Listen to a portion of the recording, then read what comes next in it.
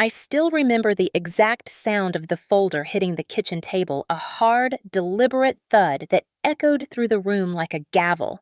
My father stood over me, not sitting, not softening, not pretending this was a discussion. His posture was rigid, his expression set in stone, the same face he used when lecturing me as a kid about responsibility while my brother got away with everything. Then he spoke, his voice low and commanding, the kind of tone a boss uses when he is firing someone who never mattered. You will transfer 10% of your company to your brother before his wedding. He did not blink. He did not hesitate.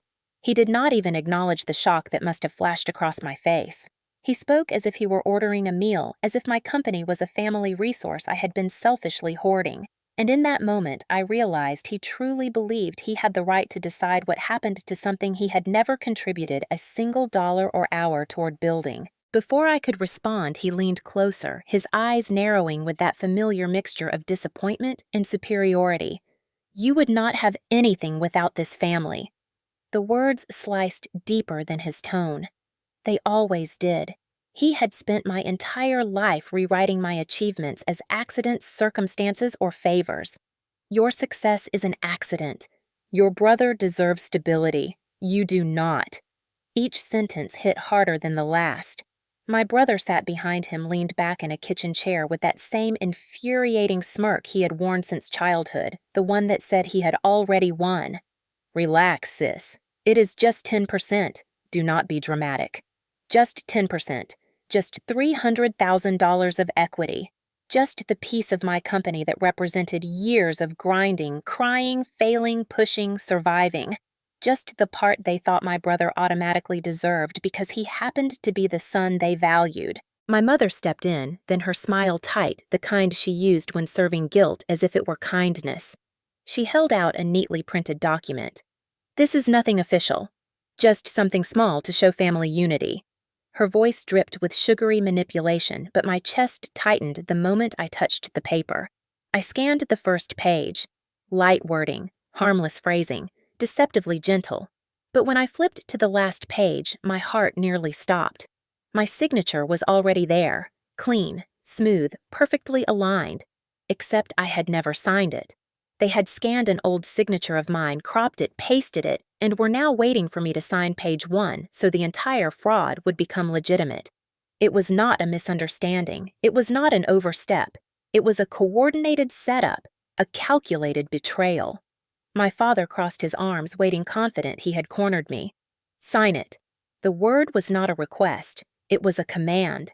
I looked at all three of them, and for the first time in a long time, I felt something inside me shift, a slow, rising clarity, the realization that this family would never see me as anything but a resource, a convenience, a tool. I placed the paper down and said the only sentence that mattered. I am not giving anyone anything. The silence that followed lasted half a heartbeat. Then my father snapped. There is no other word for it. His hand came across my face with a force that sent white static bursting across my vision. The slap was violent, sudden, and so hard it knocked me sideways into the countertop. A glass toppled, shattered against the floor, pieces skidding across the tile. My cheek burned instantly, a sharp, pulsing heat spreading across my skin. My mother gasped and shouted, "Do not provoke your father!" My brother scoffed, rolling his eyes. "You deserved it." I steadied myself on the counter, the ringing in my ears drowning out everything for a moment. My breath trembled, my vision refocused, and when I finally forced myself to stand fully upright, something in my expression must have changed, because for the first time that afternoon, they all froze. My father's anger flickered into uncertainty. My mother's guilt turned into fear. My brother's arrogance faltered. They had expected me to crumble, to fold, to apologize, to hand over a piece of my life because I always had. But I was not that daughter anymore, not that sister, not that girl who carried everyone else's weight while they mocked the way I struggled under it.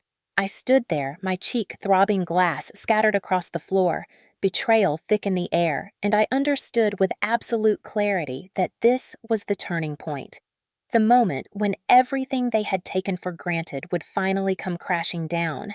The moment I would stop being the victim and start becoming something they had never prepared for, a threat. This was the day everything changed. When people talk about childhood, they usually describe warm kitchens, birthday candles, school plays, and the kind of gentle affection that wraps around you like a blanket. My childhood was nothing like that. It was a long hallway with closed doors, a silent scoreboard where every point I earned somehow added to my brother's total instead of mine. He was the golden boy from the moment he took his first breath, and I was the afterthought whose purpose seemed to be filling in the empty space around his accomplishments. The favoritism was never subtle. It was loud, it was constant, and it shaped everything in our house. My brother did not walk so much as glide, moving through life cushioned by excuses and applause. If he brought home a C, my parents said he was under pressure. If I brought home an A, they asked why it was not an A+. When he made the soccer team as a backup defender, my parents framed the jersey and invited relatives over to celebrate. When I placed first in the county spelling bee, they forgot to ask how the competition went. They did not forget to buy him a new video game that week, though. I learned early that praise was a currency reserved for him alone. My father used to say, "He is the son. He is the legacy." He said it so often I could hear the sentence before he even opened his mouth. I do not remember a single moment when he said he was proud of me, but I can list dozens of times he bragged about my brother's mediocre achievements like they were life-changing events. One summer, I had a fever so high I could barely see straight. My skin felt like it was boiling from the inside out, and every step made my legs shake. But my brother had a swim meet that morning, and there was no backup plan. There was no, "We can reschedule," or "Your sister needs rest." There was only the golden boy and the schedule that revolved entirely around him. I remember sitting on the hard bleachers wrapped in a blanket, shivering despite the heat, trying to stay awake while the chlorine smell made my stomach churn. My mother kept saying, "Do not be dramatic. Your brother needs support." He ended up placing third. They threw a celebration that night anyway. I slept through it with chills racking my body, and when I woke up, no one had checked on me. That was the rhythm of our home. My needs were interruptions. His needs were priorities. And slowly, almost invisibly, that imbalance became normal to me. I learned to carry groceries while he ate snacks in the car. I learned to fold laundry while he complained about chores he never actually had to do. I learned to do my homework on my own while my father sat at the dining table helping my brother with every single assignment, even ones meant to test independent work. Once I tried standing up for myself. I told my parents it was unfair that I was doing most of the chores while my brother got away with doing none. My father did not raise his voice. He simply gave me a long, cold stare before saying, "Men have more responsibility in the future. You should learn to support." I was 12. My brother was 10. Responsibility was apparently something he would have later, but support was something I owed now. Looking back, I realize how damaging those words were. At the time, they felt like law.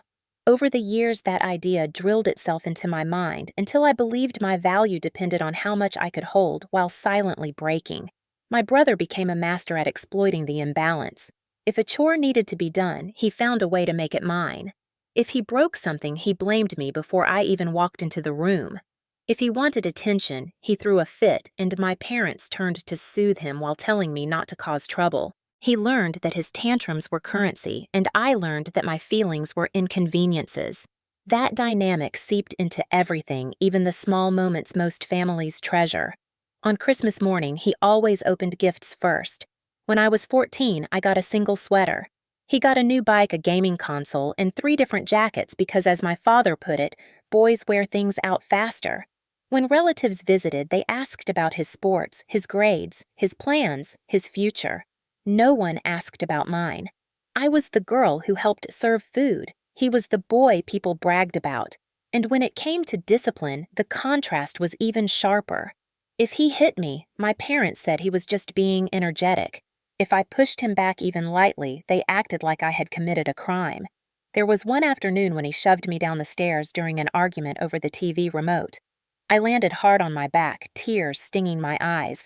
My mother rushed to him first, checking his hands for scrapes. Then she turned to me and said, Why do you provoke him?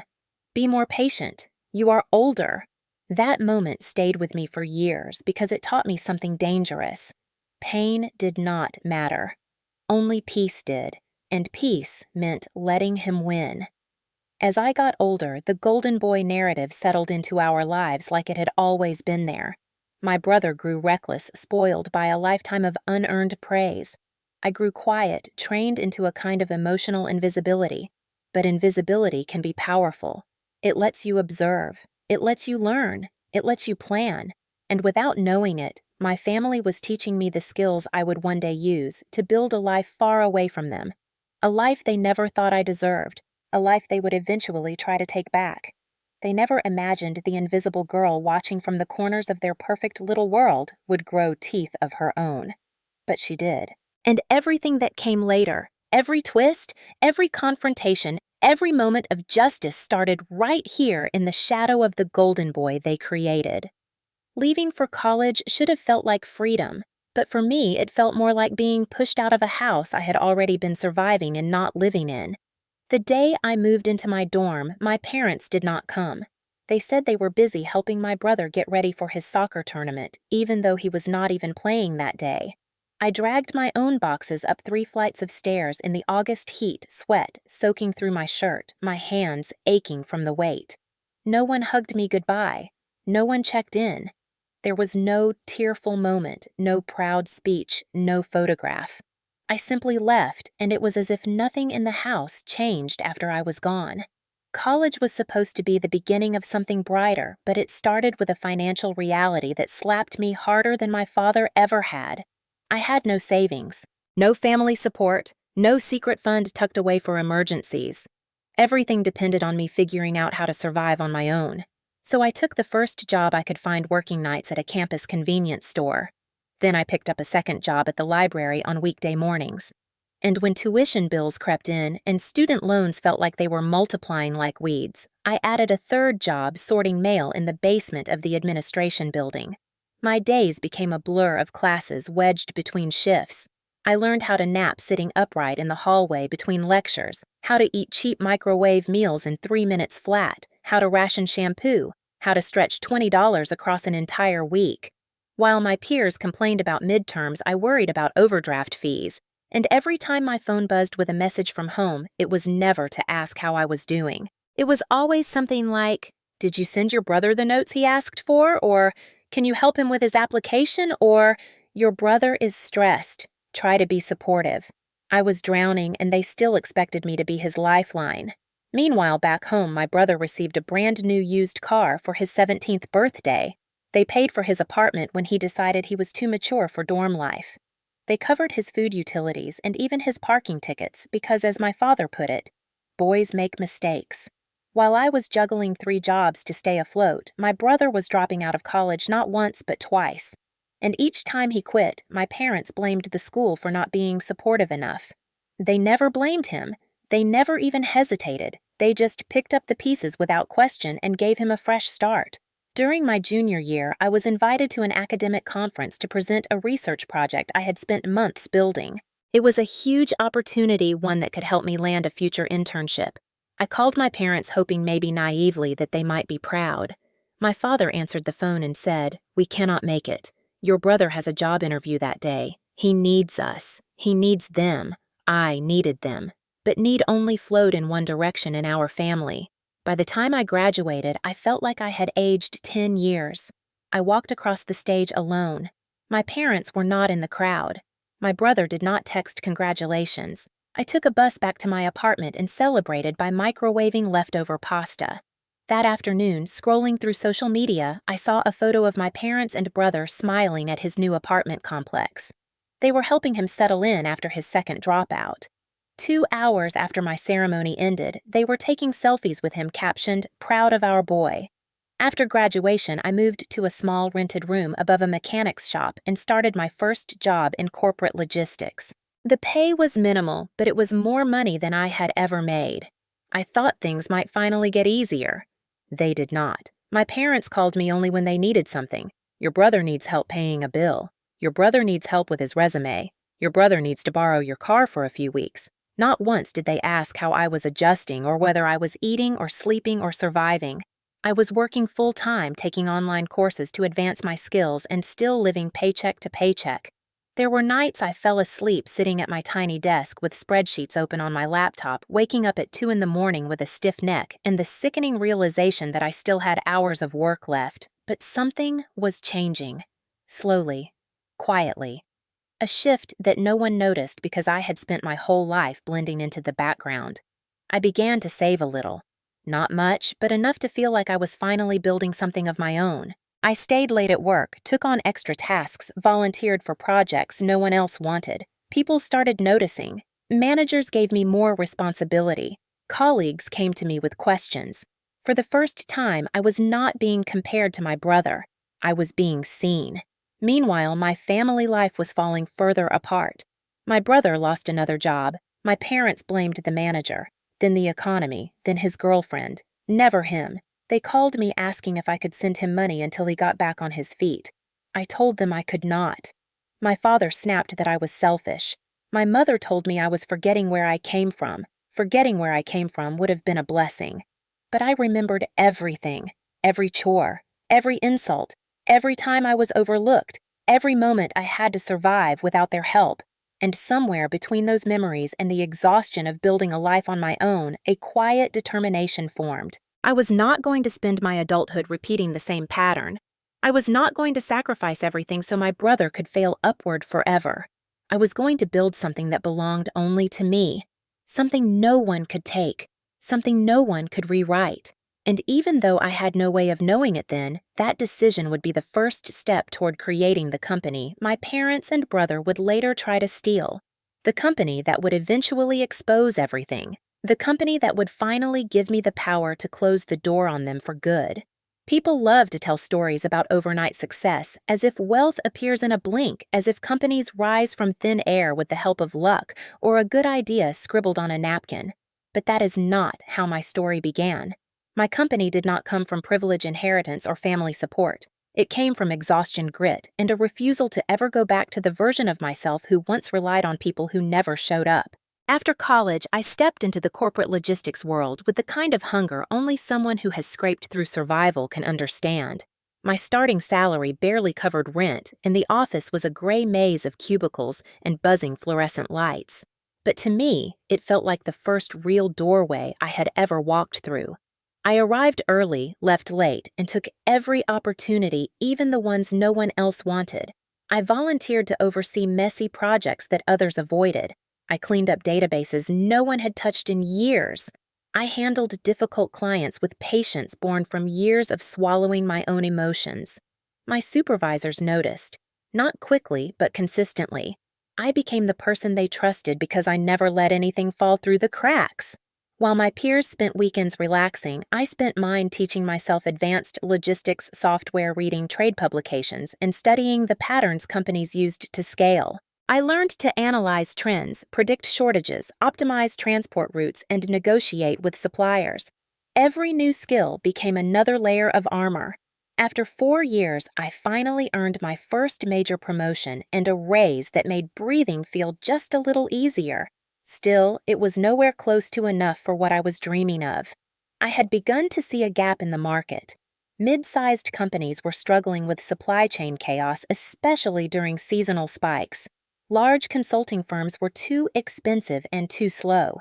Small agencies lacked expertise. But someone in the middle could thrive. Someone who understood both the corporate world and the scrappy survival-only mindset of small business owners. Someone like me. I saved every extra dollar from my promotion. Instead of upgrading my apartment or buying a car, I ate cheap meals, thrifted my clothes, and lived like I was still a broke college kid. When I had enough savings to cover 3 months of bare-bones expenses, I applied for an SBA loan. The paperwork was endless, the interviews intimidating, and the process slow. But I showed them everything I had built at my job. I showed them the inefficiencies I had solved, the clients I had retained, the revenue I had helped improve. They saw proof of discipline, not desperation. I was approved. The day the funds hit my account, I felt something close to terror. It was the biggest risk I had ever taken. I left my corporate job the following month. No safety net. No one to catch me if I failed. No calls of support from my family. My father dismissed the idea entirely. My mother said, "It sounds unstable." My brother smirked and said, "So you are going to be unemployed by choice." That alone was enough fuel to keep me going. I rented a tiny unit above a warehouse as my office. It smelled like machine oil and dust, but it was all I could afford. I set up a folding table, a used laptop, and a $5 phone stand. That was my headquarters. That was where everything started. At first, the clients were small. A local bakery struggling with ingredient shortages. A hardware store that kept missing shipments because of poor route planning. A floral shop overwhelmed during holiday seasons. I built customized systems for each one, reducing their costs and stabilizing their supply chains. I answered every call, even at midnight. I wrote detailed reports. I built templates. I automated processes. Word spread. Slowly at first, then all at once. One client referred another. Someone left a glowing review online. Then an angel investor reached out after hearing me speak at a small business workshop. He liked my efficiency. He liked my structure. He liked my system so much, he invested a modest amount to help scale it. With that investment, I hired 2 part-time contractors. We tightened our service packages, expanded our software use, and streamlined our onboarding process. Soon, a regional retailer contacted us. Their shipping department was bleeding money. I rebuilt their entire logistics flow from scratch. They saved 6 figures in the first quarter. They renewed their contract for 3 years. That was when everything changed. Once, a mid-sized client trusted us, others followed. Insurance companies, specialty shops, tech startups, even a small hospital network looking to stabilize its medical supply chain. My company grew from one desk above a warehouse to a full office space. The SBA loan was paid back early. Revenue doubled, then tripled. Within 3 years, my company's valuation reached $3 million. I had employees who relied on me, clients who trusted me, a mission that mattered. But every time I hit a major milestone, I celebrated alone. My parents never asked how the business was going. They never congratulated me. They never visited my office. They kept bragging about my brother instead. His new idea, his new job, his new girlfriend, his new attempts at being an entrepreneur, all of which failed because he relied more on entitlement than effort. They never talked about my company until the moment they wanted a piece of it. They never saw my success until they needed it. They never respected what I built until they realized my brother could not stand on his own, and they needed someone to save his image. While I was building contracts, employees, and stability, they were building expectations, fantasies, and a plan to funnel part of my company to the golden boy they had protected since childhood. They did not know I was tired of being their safety net. They did not know I had built something they could not control.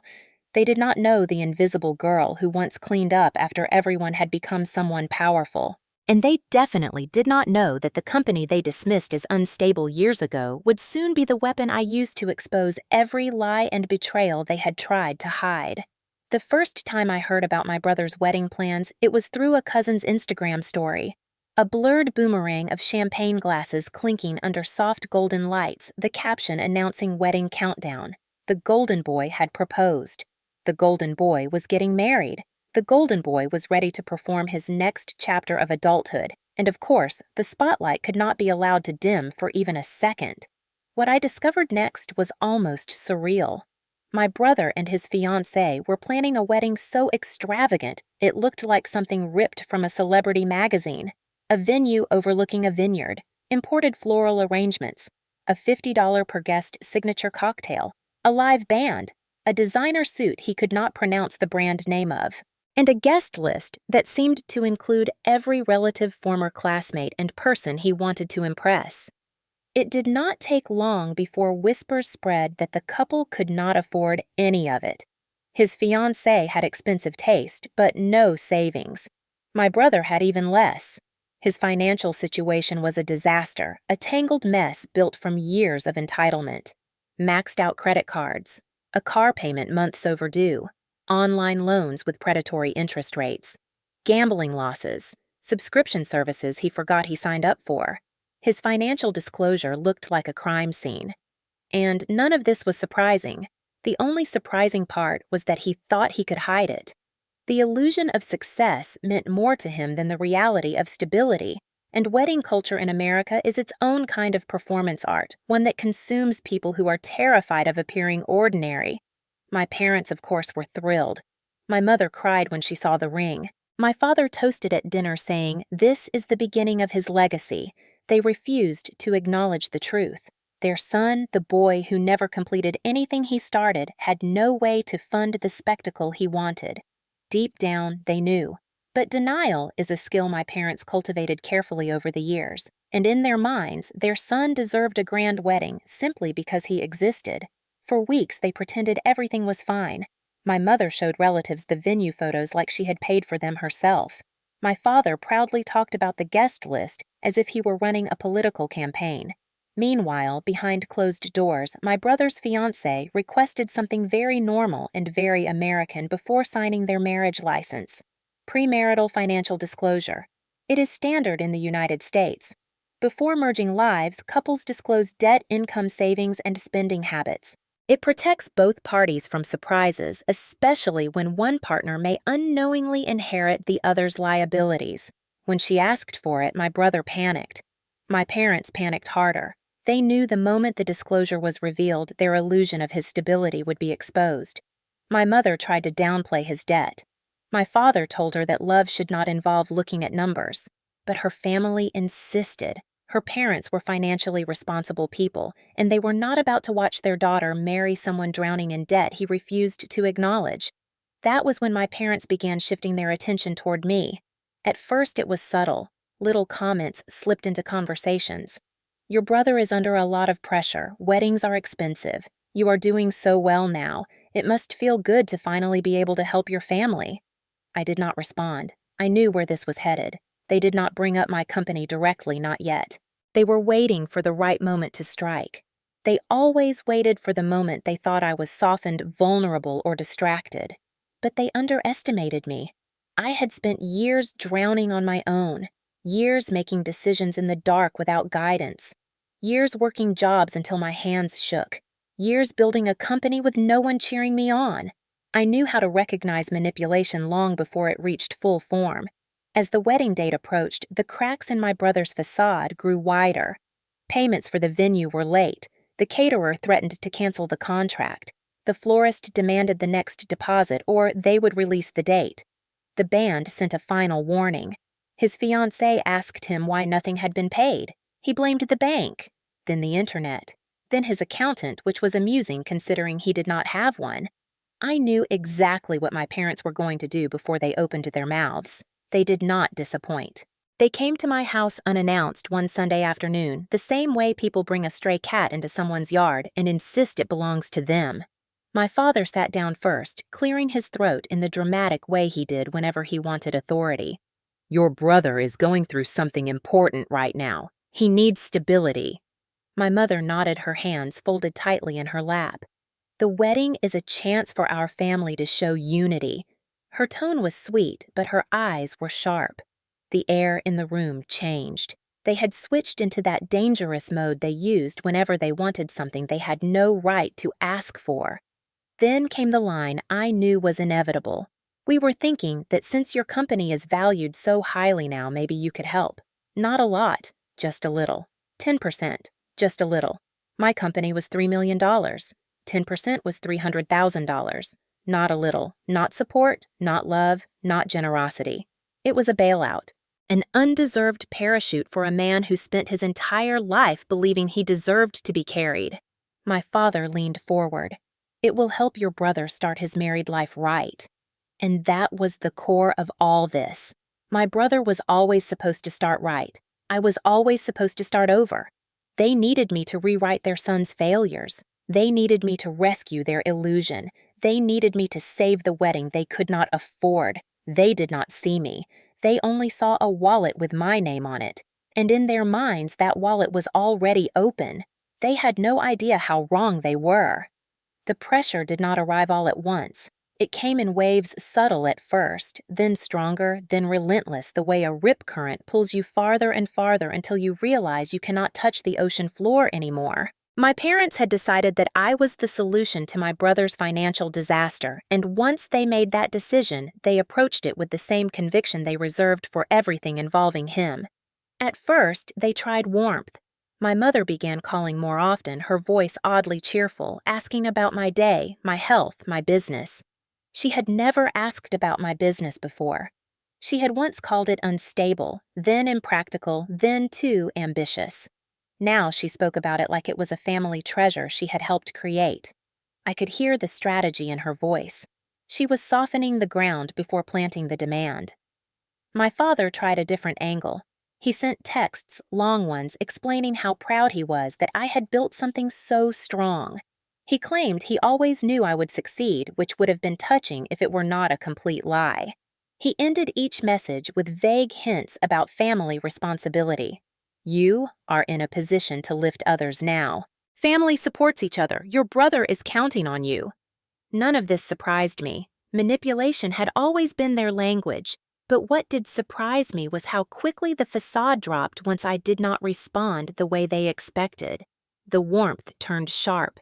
The questions became demands. The guilt turned into accusations. One evening, my mother called and said, "Your brother's fiancée is anxious. She needs reassurance that the wedding will be beautiful. You could give her that reassurance if you tried." The next day, my father said, "You know your brother cannot handle financial pressure. It is your responsibility to help him breathe." My responsibility. As if I had not spent my entire life watching them pour everything into him while expecting me to make do with nothing. As if he were a fragile piece of porcelain and I were the glue they always assumed I would be. I tried to stay calm, to hold my boundaries, but every interaction felt like another rope tightening around me. They were not asking. They were circling, waiting for me to break. The turning point came when my brother called. He rarely called me. He usually preferred to communicate through sarcastic texts or indirect messages delivered through our parents, but this time he wanted to talk directly. I answered reluctantly. He began with forced enthusiasm, the kind that sounded rehearsed. "I was thinking maybe you and I could work together." "You know, as family." When I did not respond, he continued, "With your shares, I could help run your company. Maybe as COO. We could be a team." His voice was smooth, but underneath it I could hear the arrogance. Not hope, not humility, not respect. Arrogance.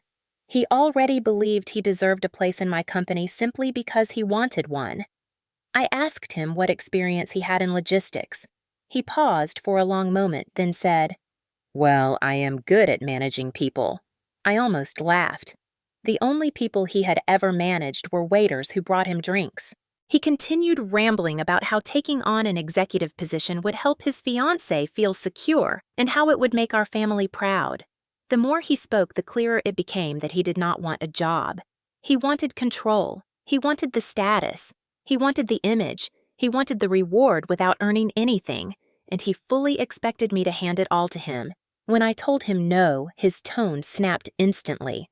"You have always been selfish. You act like everything you have is because of your hard work, but you forget who supported you. No one had supported me. No one had helped me. No one had even shown up." But in his mind, simply being born in the same house was reason enough to believe he was entitled to my success. That was when the campaign shifted into its most aggressive phase. My father called the next morning, furious. "Your brother is devastated. He said you lashed out at him. Why do you always create tension? Just help him. It is what family does." I asked why it was never the other way around. Why did family never help me? He went silent for a moment, then delivered a sentence that summed up everything I had lived through since childhood. "Your brother's future matters more right now." There it was, the truth they had been hiding behind polite words and soft guilt. The golden boy needed something, so my life was expected to bend. Again. My mother arrived at my house 2 days later, unannounced, holding a binder of wedding expenses. She walked through the door like she owned the place. She sat at my table, flipped open the binder, and pointed to the numbers. "The deposits are due. We need you to handle these. You can afford it." She did not say please. She did not acknowledge that none of this was my responsibility. She simply expected obedience. When I refused, her face tightened. She said, Do not be ungrateful. We raised you. We gave you everything. Another lie, layered over years of neglect. The pressure became suffocating. Calls from relatives began, some subtle, some accusatory. They said things like, "Your brother deserves a beautiful wedding. Do not ruin this moment for him." I realized then that my parents were telling people I was refusing to help out of spite, painting me as cold and vindictive. They were framing me as the problem so no one would question their unreasonable demands. That realization solidified something inside me. They were not asking for help. They were orchestrating a takeover. They wanted to fold me back into the same pattern I had escaped from. They wanted control. They wanted access. They wanted ownership. And they were willing to use guilt manipulation, shame rumors, and emotional blackmail to get it.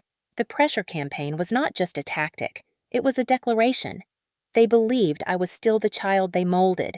They believed I would break the same way I used to. They believed I would always sacrifice myself for the golden boy.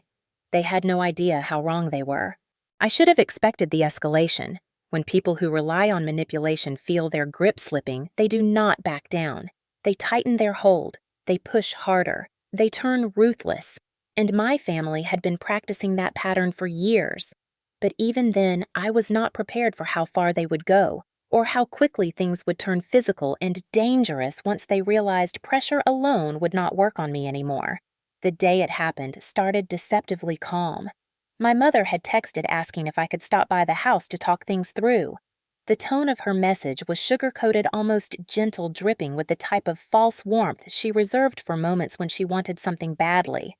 I hesitated. Every instinct in me said it was a trap, but part of me wanted closure, wanted to believe maybe they were ready to understand my boundary. Maybe the storm had finally passed. I was wrong. The moment I stepped inside, the air felt wrong. Too still. Too heavy. My father stood in the kitchen with a folder already on the table. My mother was hovering nearby, wringing her hands. My brother leaned against the counter, arms crossed, jaw tight. There was no peace here. This was an ambush. My father gestured to the chair. "Sit. We need to settle this once and for all." I did not sit. I said I would stand. That irritated him immediately. He opened the folder and slid out a stack of papers neatly clipped together. "These are the documents needed to transfer 10% of your company's ownership," he said with an eerie calmness that unsettled me more than anger ever could. My mother added, "It is just a formality. The family needs consistency. You should want to help." I took the packet from the table, already suspicious. The front page was a transfer of interest agreement phrased carefully but legally binding. Not a family agreement. Not a symbolic gesture. This was real.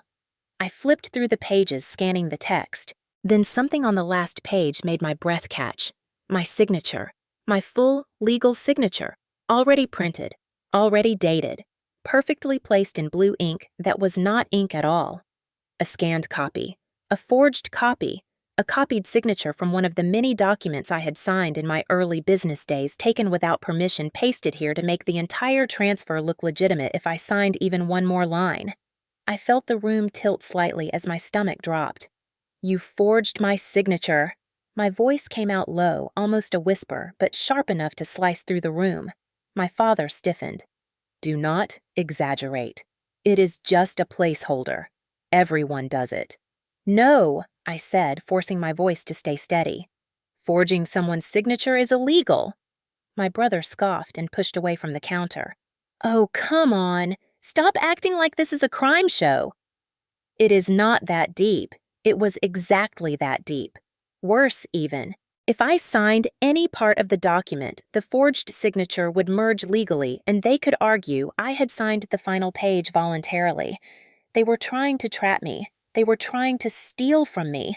They were trying to take my company using fraud pressure and family manipulation stitched together into something they thought I would be too overwhelmed to fight. I set the papers down carefully, as if touching them too roughly might make the situation explode faster than it already was. I looked at my mother. "You planned this. You scanned my signature." Her face twitched and she looked away. I knew instantly that it was true. My father's voice rose. "Enough. You will sign it. Today." I shook my head. "No, absolutely not." The explosion was instant.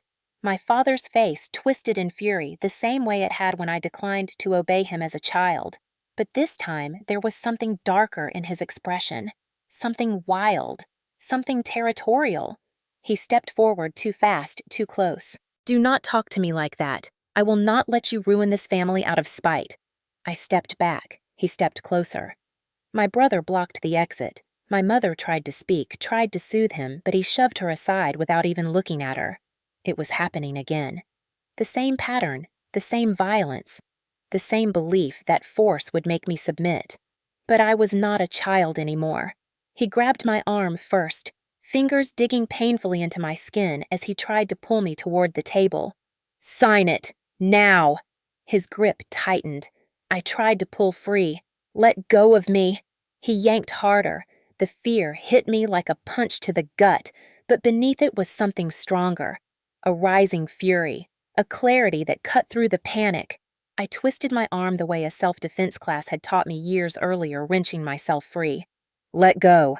I said it louder this time, my voice shaking but firm. That made him snap. He slapped the papers off the table, sending them flying across the floor. Then he turned on me, eyes blazing. "You are nothing without us. Nothing!" My brother stepped forward as if to intimidate me further. My mother cried. The room spun with chaos and betrayal, and in that chaos I saw the truth with frightening clarity. They were willing to commit fraud. They were willing to lie. They were willing to use violence. They were willing to corner me physically. They were willing to destroy my autonomy, my work, my future. They were willing to sacrifice anything, even my safety, as long as it protected their golden boy and the illusion of his perfect life.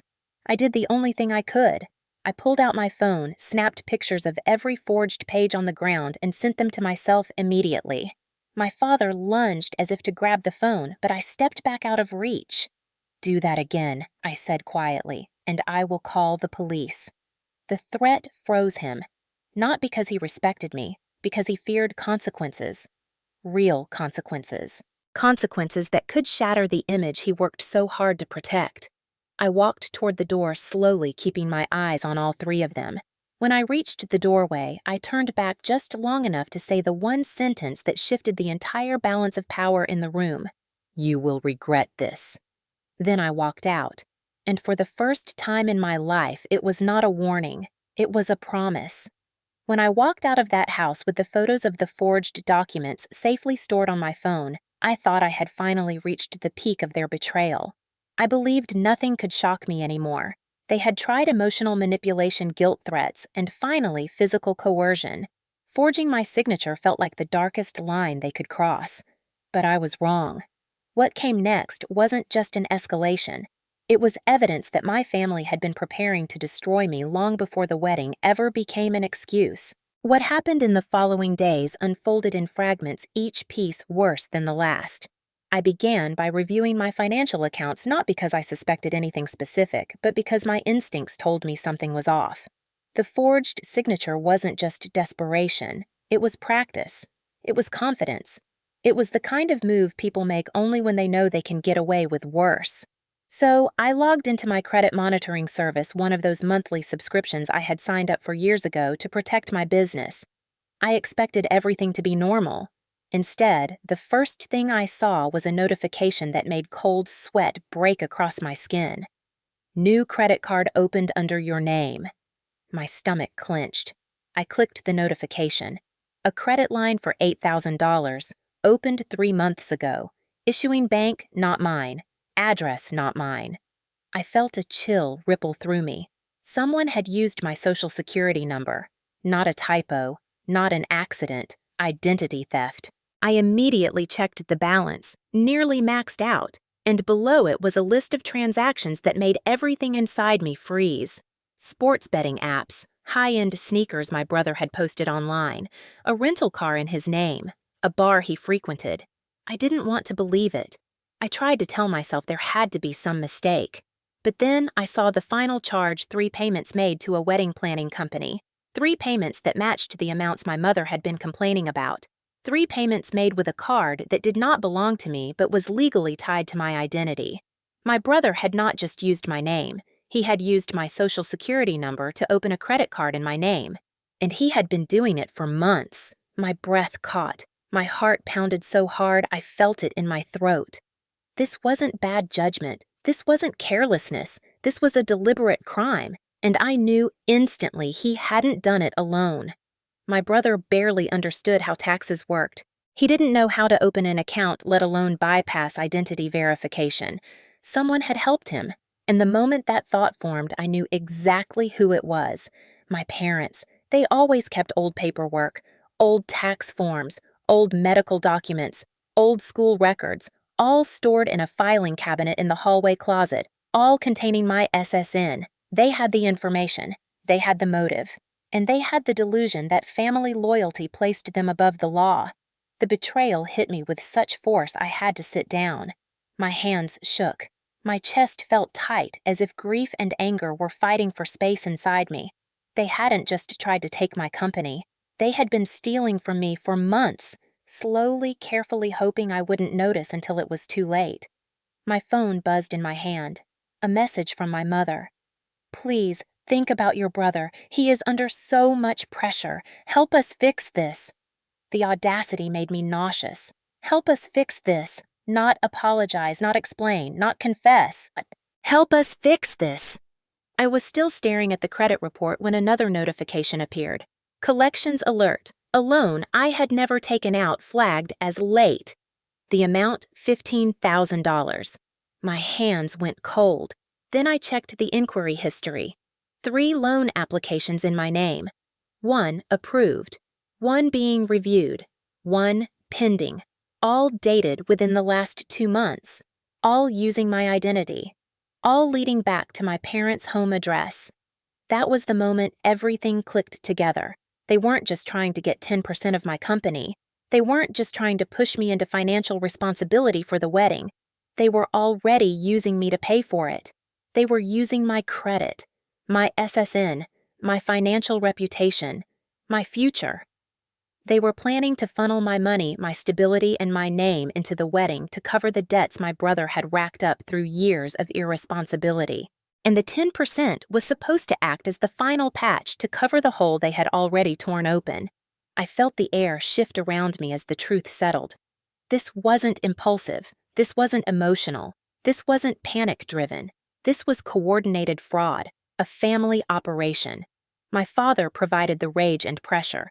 My mother provided the paperwork and emotional manipulation. My brother provided the arrogance and spending. Together, they had created a system that relied on my silence. They thought I would never question them, never fight them, never expose them. They thought I was still the quiet, obedient girl they raised to be invisible. But invisibility had taught me more than they imagined. I opened my email and began documenting everything. Screenshots of charges, copies of loan applications, stored statements, time-stamped downloads, every piece of evidence preserved. Then I did something I had never done before. I reached out for help. I called my attorney. He picked up on the second ring, his voice calm, collected, and reassuring in a way I desperately needed. I explained everything, my words tumbling out faster than I could process them. When I finished, there was a long silence on the line. Then he said the sentence that finally grounded me. "They committed multiple felonies." My hands tightened around the phone. He continued. "Identity theft, fraud, forgery, coercion, attempted financial exploitation. You are not overreacting. You are underreacting." He told me not to confront them again, not to step foot inside their home, not to respond to any of their messages. He told me this was no longer a family issue, it was a criminal one. I felt something inside me shift again, something powerful, something final. They hadn't just crossed a line, they had erased it, and now there was no going back. I drove to my attorney's office the next morning with a heaviness in my chest that felt almost unreal, like I was floating outside my own body. The sun was out, the sky was clear, and the world seemed painfully normal compared to the storm sitting inside me. I parked in the lot, but stayed in the car for several minutes, gripping the steering wheel, trying to steady my breathing.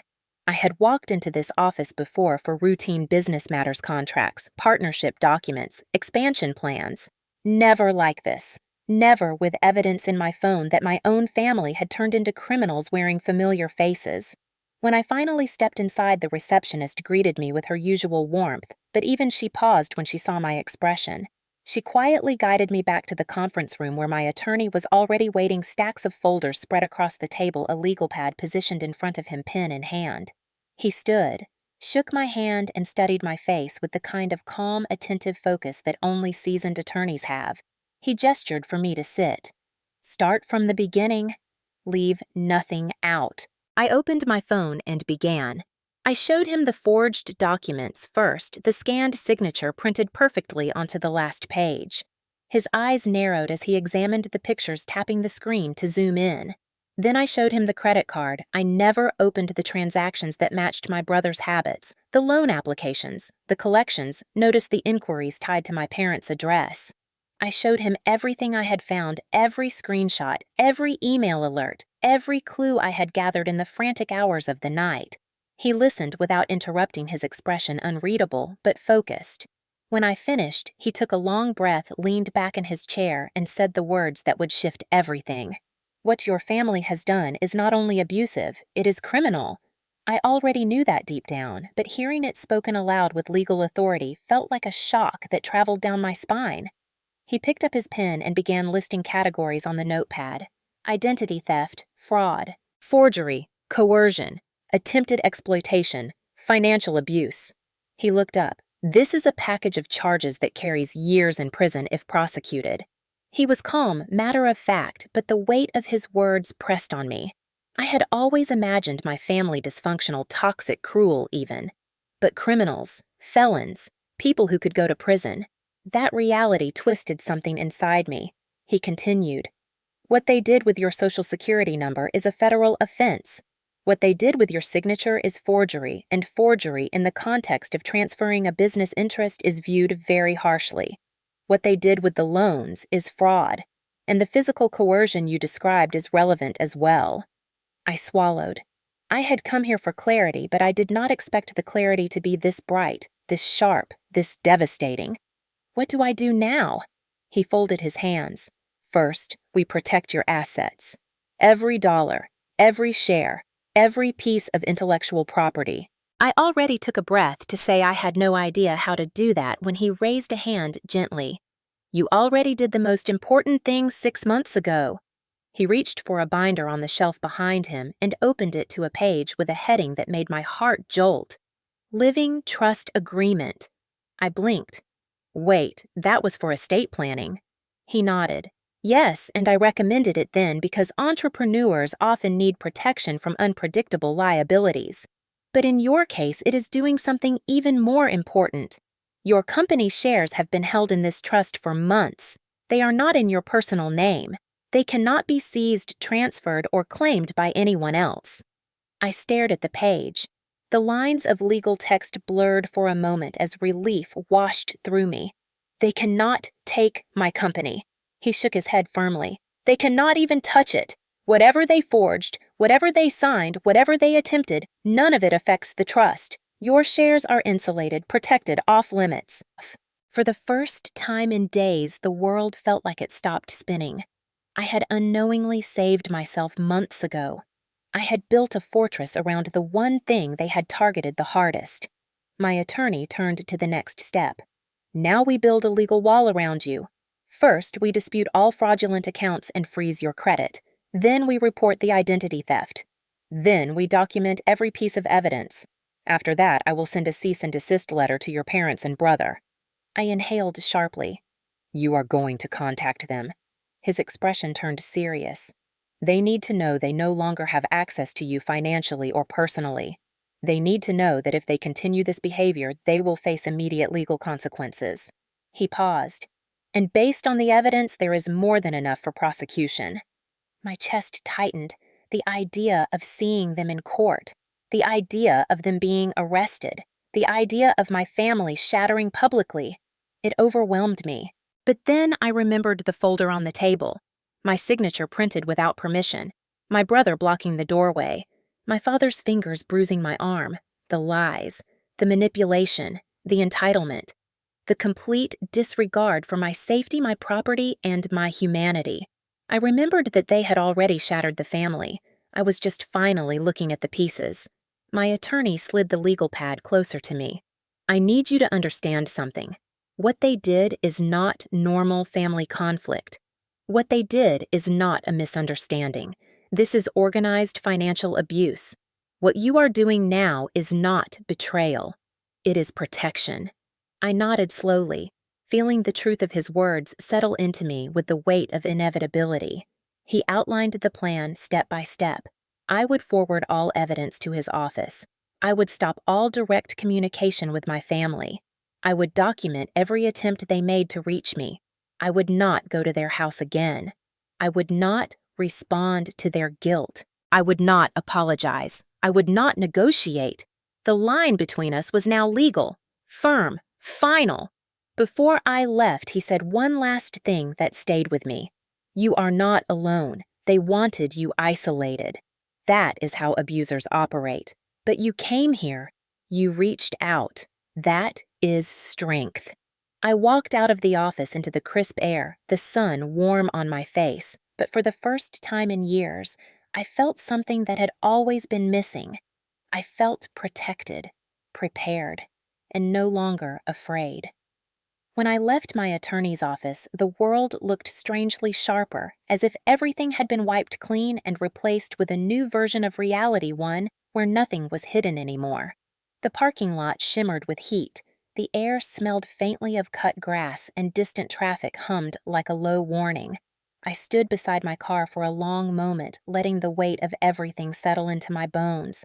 There was no going back now, not to the girl who kept giving chances, not to the daughter who kept hoping they would change, not to the sister who kept paying for her brother's messes. Something had shifted permanently. I climbed into my car and sat with my hands on the steering wheel, thinking through every detail my attorney had laid out. Freeze my credit. Send the documents. Let his office handle the legal steps. Do not contact them. Do not warn them. Do not attempt to fix anything. Let the consequences roll toward them on their own momentum. It felt unnatural at first. My entire life had been spent smoothing problems, lifting burdens, fixing chaos my brother created, absorbing the emotional shrapnel my parents launched at me. But now the directive was different. Stand still. Do nothing. Let the truth do the work. I drove home slowly, almost cautiously, as though sudden movement might disrupt the fragile sense of control I had regained. When I pulled into my driveway, I checked my phone. 8 missed calls. 4 from my mother, 3 from my father, 1 from my brother. No voicemails, no texts. Just missed calls like they were circling, waiting for me to slip to pick up to give them one more foothold. I powered off my phone and placed it face down on the kitchen counter. The silence felt heavy but clean. For the first time in a long time, my home felt truly mine. I made coffee even though my hands were trembling and sat at the dining table where everything had started, where my father had slammed the folder down, where the slap had exploded across my face. The bruise was fading now, but the memory was bright as ever. I touched my cheek gently, not out of pain, but out of clarity. They had crossed a line the moment his hand met my skin. They had crossed more lines than I could count long before that. My attorney had said something important. Abusers rely on the silence of the person they target. The moment that silence breaks, the power shifts. I was starting to feel that shift. Later that afternoon, I forwarded every file, screenshot, and photo to my attorney's secure upload portal. Each click felt like placing a brick in a wall that would separate me from them permanently. When the last file sent, I leaned back and breathed deeply, feeling something come loose inside me. At 5:30, after hours of stillness, I turned my phone back on. Instantly, messages poured in. From my mother, we need to talk. From my father, answer your mother. From my brother, you really need to help us right now. Then another from my brother, please, just tell them you agreed. And another, everything is falling apart. My heart beat steadily. There was no fear in it this time, only a cold understanding. They were panicking because the pressure was shifting. The clock had started ticking for them, not for me. I put the phone away again. I went for a walk through my neighborhood, listening to sprinklers clicking, dogs barking behind fences, kids playing in the yard. Normal life. Quiet life. A life they had never allowed me to have fully. The next morning, my attorney emailed me confirmation that the fraud reports had been filed, the credit freeze was active, and all disputed charges were under review. He also informed me that the cease and desist letters had been drafted and were scheduled to be delivered within 72 hours.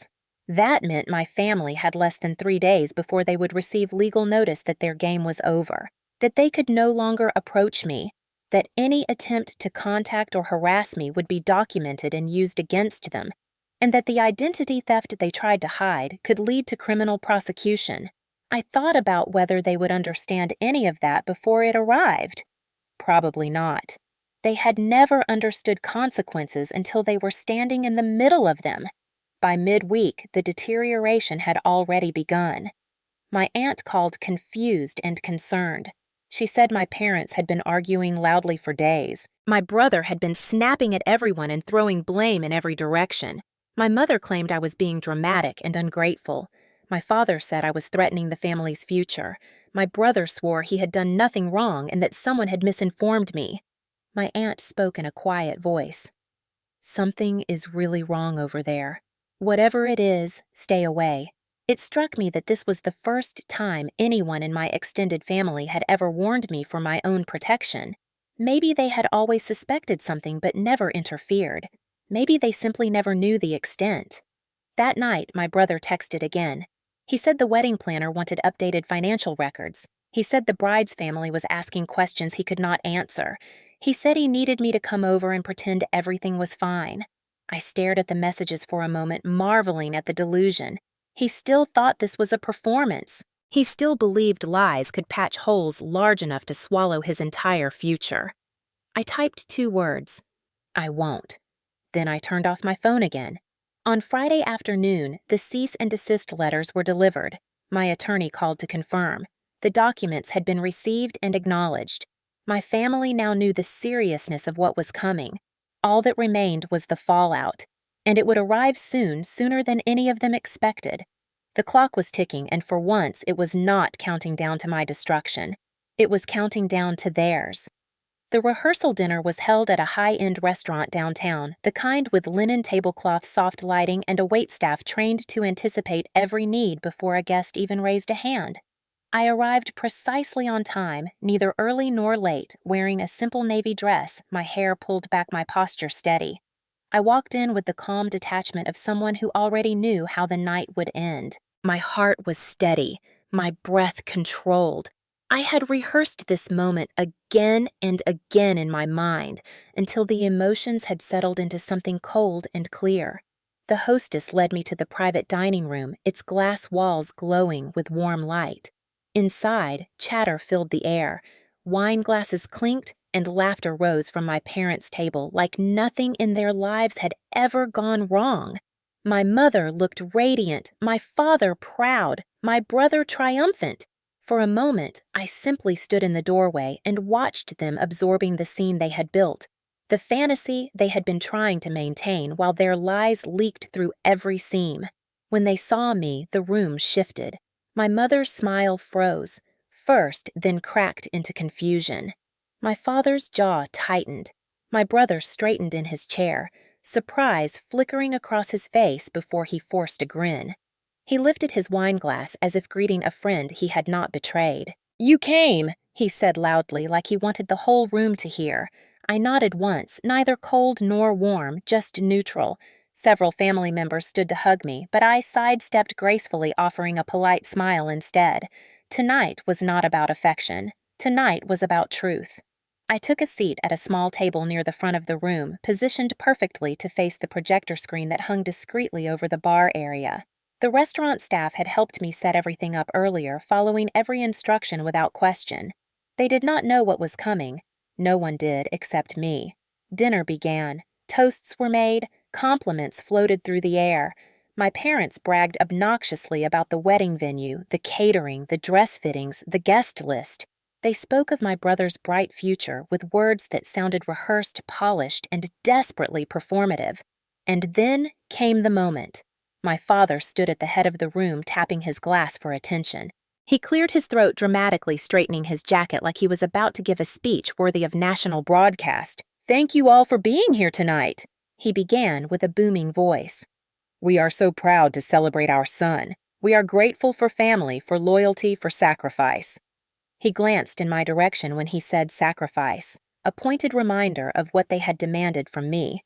My brother puffed out his chest, draping an arm around his fiancée, who smiled politely but not warmly. I could see tension behind her eyes, a quiet suspicion she had yet to voice. My father continued, "And we are especially grateful for the generosity shown by all members of the family. Some people truly know how to step up when it matters." That was my cue. I stood slowly, the room quieting as guests turned toward me. My parents exchanged glances, uncertain, but my brother's smile twitched, threatened by something he could not name. I stepped to the center of the room, directly under the soft lights that made everything look gentler than it really was. I spoke clearly. "Since we are all talking about truth and generosity tonight, I think this is the right time to share something important with everyone." A murmur rippled through the room. My mother stiffened. My father's face drained of color. My brother blinked rapidly. I lifted the small remote in my hand. The projector flickered to life behind me. Slide 1 appeared. My brother's credit card statements. The room went silent, completely silent, except for someone near the back who whispered, "Oh my God!" I clicked again. Loan documents opened in my name. Then another. Online gambling transactions. My brother's jaw slackened. "No, no, no, what are you doing?" he hissed. I ignored him. Next slide. The forgery. My signature scanned onto the fraudulent stock transfer document. Gasps broke across the room. My mother lurched forward. "That is taken out of context," she snapped. I clicked again. A photo of the folder on their kitchen table. My father's handwriting.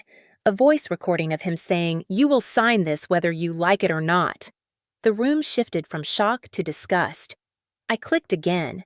The shaky but clear video captured by my neighbor's camera showing my father slapping me. Someone in the bride's family covered her mouth. Someone else muttered, "Jesus Christ." The bride turned to my brother, horrified. "You hit her father. Hit her," she whispered, her voice trembling. My brother sputtered, "It's not what it looks like." I hit the next slide. A text message from him asking me to lie to the bride's family about his financial records. The bride's mother stood abruptly, her chair scraping against the floor. "We are leaving," she said, grabbing her daughter. "Wait, wait, wait," my brother pleaded, reaching out. She recoiled as though his hand were fire. "You lied about everything. You used her. You used your sister. You used your parents' lies to build a fantasy." And then, in a voice that cracked the last of the illusion, she added, "I will not marry a man who destroys his own family." The groom's side of the room erupted into chaos. Voices rose. My parents shouted over each other. My mother pointed at me, calling me ungrateful. My father blamed me for everything while ignoring the evidence flashing behind me. My brother sank to the floor with his hands in his hair. Through it all, I stood calmly in the center of the storm, watching the truth dismantle every lie they had built. When the bride and her family walked out, her wedding ring already removed, the collapse became complete. I clicked the projector off. The room dimmed. Silence settled like dust. I met my father's stunned, trembling eyes. This is what happens when people try to take what was never theirs. Then I walked out, leaving them to the wreckage they created. The morning after the rehearsal dinner felt eerily calm, the kind of stillness that settles over a city before people fully process the disaster that happened the night before. I woke to muted light filtering through my blinds and the faint hum of cars passing outside, ordinary sounds that contrasted sharply with the chaos I had walked away from. My phone was vibrating non-stop on the nightstand. Calls, texts, voicemails. I let it ring until the buzzing finally stopped. I got out of bed, brewed coffee, and sat at my kitchen table in silence, letting the warmth seep into my hands as the weight of everything settled around me. I imagined my parents' house that morning, the shouting, the denial, the scrambling, the realization that their perfect wedding fantasy had detonated in front of 50 witnesses. I imagined my brother waking up to a ruined engagement, a fiancé who saw him for what he was, and a future he could no longer fake his way into. By the time I finished my coffee, there was a knock at my door. I checked the peephole. It was my aunt, the only relative who had ever shown me real concern. I opened the door and she stepped inside without waiting for an invitation. Her expression was a blend of shock, sadness, and something like reluctant admiration. I saw the video, she said softly. Someone recorded the projector. It is everywhere on the family group chats. I sighed and leaned against the counter. I figured it would spread. She set her purse down and looked at me with a gravity I had only seen a few times in my life. You did the right thing. You know that, right? We both know your parents have covered for your brother for years. But this was criminal. Her voice wavered. And the way your father struck you, there is no excuse for that. I nodded through the ache behind my ribs still pulsed whenever I remembered that moment, not from the impact but from the betrayal. Before she left, she said quietly, "Your mother is telling everyone you manipulated the footage. Your father is saying you are mentally unstable, but people do not believe them. Not this time." After she left, I checked my phone. My brother had sent 23 messages. Then came the ones from my mother, long paragraphs layered with guilt, blame, and desperation. She wrote about how humiliated they were, how I had destroyed the wedding, how I had made a spectacle, how it was my responsibility to repair the damage. She wrote that the bride's family had canceled everything: the venue, the rehearsal, the catering, the ring delivery. She said the bride's mother had screamed at them in the parking lot. She wrote that they were being asked to reimburse the bride's family for all deposits lost because of the deception. Then came the final message. You owe us this. You owe your brother this. I placed the phone face down again. By early afternoon, the news had spread through every corner of the two families. Cousins called each other, aunts and uncles whispered. Neighbors speculated behind front doors. And by 4 o'clock, the bride herself showed up at my house. I opened the door to find her standing with her mother. Her eyes were swollen from crying, but clear, focused, no longer clouded by any illusion my brother had built around himself. She held a small bag in her hand. Inside were the engagement ring and several printed receipts. She said quietly, "I just wanted to return everything he bought with your credit." I stepped aside and allowed them in. She placed the bag on the counter and exhaled slowly. I had no idea he had this much debt. I had no idea he used your identity. I had no idea your parents were helping him.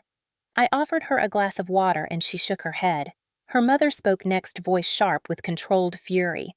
He would have dragged my daughter into years of financial ruin, into legal trouble, into lies. You saved her. I nodded through the heaviness of all of it pressed hard against my lungs. The bride's voice softened. I am so sorry for what they did to you, for what I almost married into. I told her she owed me nothing and that she made the right choice walking away. They left shortly after, but the air in my home felt different, cleaner, lighter, as though their presence had removed the last remnants of guilt I had carried for far too long. When evening settled in, I finally listened to one of my father's voicemails. His voice was shaking something I had never heard in my life. He said the bride's family was threatening legal action. He said the groom's deposits were unrecoverable. He said the community was talking. He said he could not step outside without feeling judged. Then he said something that revealed everything about who he truly was. Fix this. You caused this. Fix it. Not a word about remorse. Not a word about the slap. Not a word about the forgery or identity theft. Only desperation drenched in entitlement. That night, as the world outside grew quiet, I sat on my couch with all the lights off, letting the darkness settle around me like a protective cocoon. The wedding was officially canceled. Invitations meant nothing now. Deposits were gone. Trust was gone. Illusions were gone. The Golden Boy fantasy had imploded in a way none of them could hide. They had tried to use me. They had tried to steal from me. They had tried to hurt me. And they had lost everything they valued. And for the first time, I felt a profound sense of justice. Not the loud, dramatic kind. The quiet, precise kind that arrives when the truth finally breaks through the lies. The kind that does not need revenge to feel complete. The kind that simply lets consequences unfold. I closed my eyes and breathed deeply, letting the peace settle in my chest. The wedding was canceled, but the fallout was just beginning. The morning after the wedding was officially canceled, my phone lit up with a flurry of notifications from my attorney, each subject line heavier than the last. Fraud case updates, identity theft filings, confirmation of credit freezes, notices from financial institutions acknowledging disputes. It felt like the aftermath of a storm, the air still buzzing with electricity, but the destructive path finally becoming visible.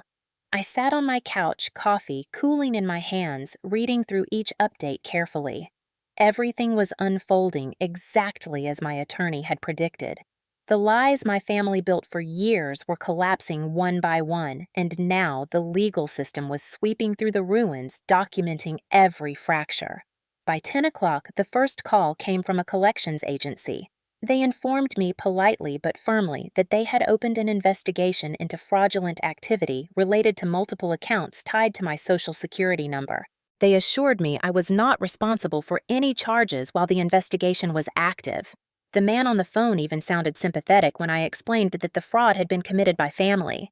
By noon, another email arrived, this time from my credit monitoring service, alerting me that several suspicious accounts had been locked and flagged. Then came a message from a loan officer who had unknowingly approved one of my brother's applications. He apologized for the oversight and confirmed the account was being reviewed for criminal misuse. It was surreal. These institutions strangers I had never met were now stepping between me and the destruction my brother had tried to drag me into. By 2 in the afternoon, my attorney called with news. He said that based on the evidence provided, the district investigator had opened a formal case against my brother for identity theft. He said they were requesting additional documents which he had already supplied. He also said something that made me freeze mid-breath. They will likely contact your parents as well because it appears they knowingly facilitated the fraud. I swallowed hard. Knowing this day would come was one thing. Hearing it spoken aloud was something else entirely. My attorney continued in his steady voice. You are not pressing charges. The state is. Once identity theft reaches a certain threshold, it becomes a matter of public interest and federal record. They cannot undo it. They cannot negotiate it away. This is now beyond any family argument. I nodded even though he could not see me. My voice was quiet when I finally replied. What happens next? He exhaled slowly. They will start questioning your brother. They will gather witness statements. They will subpoena financial documents. Eventually, there may be charges. Your parents may face civil consequences. You may need to give a statement when the time comes. The word subpoena made my stomach tighten. I imagined my parents at the kitchen table, stacks of bills around them, their voices cracked from yelling, their perfect world dissolving. A part of me, the child who once begged for their approval, felt a flicker of grief. But the adult in me, the woman who built her life alone, recognized the truth. They had done this to themselves. Late that afternoon, my aunt called again. Her voice sounded frazzled. They are losing it over there. Your father is yelling at everyone. Your mother is crying nonstop. Your brother locked himself in his room. She paused, lowering her voice. The police came by earlier to ask questions. I felt a chill pass through me despite the warm air in my house. Police. It was real now. The consequences were no longer hypothetical. They were arriving like a tidal wave, and yet there was no satisfaction in hearing it. No thrill. Just a somber, heavy sense of inevitability. My aunt hesitated before speaking again. They are blaming you, of course. Saying you betrayed the family. Saying you destroyed everything. I closed my eyes. They destroyed everything long before I exposed them. She sighed. I know, and honestly, everyone else knows too. The extended family is talking. People are shocked at what your brother did, and at what your parents allowed. The sympathy they once relied on was disappearing. The golden boy narrative was cracking. Over the next few days, the consequences multiplied. The bride's family formally demanded reimbursement for all wedding expenses lost due to deceit. The venue contacted my father for unpaid balances. The caterer canceled and charged a penalty fee. Dress fittings, floral arrangements, rehearsal deposits all gone. All blamed on my parents and brother. And then came the financial freeze. My attorney informed me my parents' accounts had been temporarily held for review due to suspicious transfers connected to the forged documents. It was standard procedure, he explained. But to my parents, it would feel like their world was collapsing. And then the inevitable happened. My brother texted me, "Please, please talk to me. I need help. They are saying I could get arrested. They said they might come talk to you again. Just tell them it was a misunderstanding. Please." I stared at the message. This was the same brother who had smirked at me, told me to relax, insisted I owed him my success. The same brother who used my identity, spent my money, and would have destroyed my career without a second thought. I typed a simple reply. "You did this, not me." His response came instantly. "You are heartless. You are ruining my life." I set the phone down and walked away. The next morning, my attorney emailed again. The investigation had escalated. Subpoenas were being prepared. Identity theft charges were likely. Civil suits for damages were on the table. And my parents, who had thought of themselves as untouchable, were now facing consequences they never imagined. The legal fallout had begun, and there was no stopping it. The house they once ruled with arrogance was now shaking under the weight of the truth. And I, for the first time in my life, stood entirely outside of their chaos. Safe, legal, protected, and free. The first real sign that my brother was unraveling came 3 days after the subpoenas were issued. I was working from home when a series of frantic knocks rattled my front door. Not polite taps, not hesitant requests. Wild, desperate pounding. I looked through the peephole and saw him standing there, hair disheveled, eyes swollen, wearing the same clothes from 2 days earlier. He looked nothing like the polished, smug golden boy who once strutted around declaring he would be COO of my company once I gifted him 10%. He looked like a man watching the edges of his life crumble faster than he could catch them. I did not open the door. Instead, I spoke through the crack. "You need to leave." His voice cracked. "Please, please. I do not know what to do.